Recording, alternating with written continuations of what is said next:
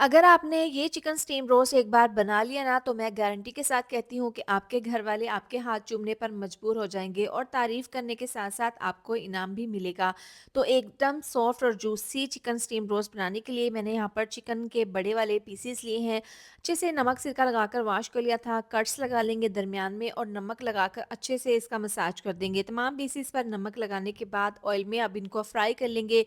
तकरीबन 3 से 4 मिनट के बाद इसकी साइड को चेंज कर देंगे। 8 मिनट हो गए हैं, अच्छा-सा गोल्डन कलर आ गया है, तो यहाँ पर तमाम पीसेस मैंने फ्राई कर ली हैं, इनको ठंडा कर लेंगे।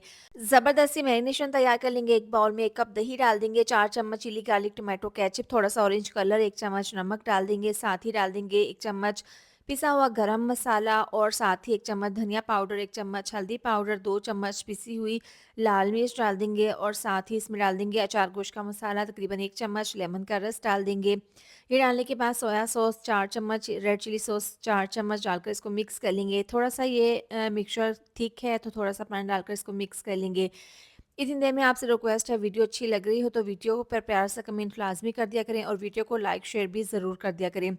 अब जो पीसेस फ्राई किए थे इनके ऊपर ये मसाला लगा देंगे। तमाम पीसेस इसी तरह से रेडी करने के बाद इसको पूरी रात के लिए रेस्ट के लिए रखेंगे।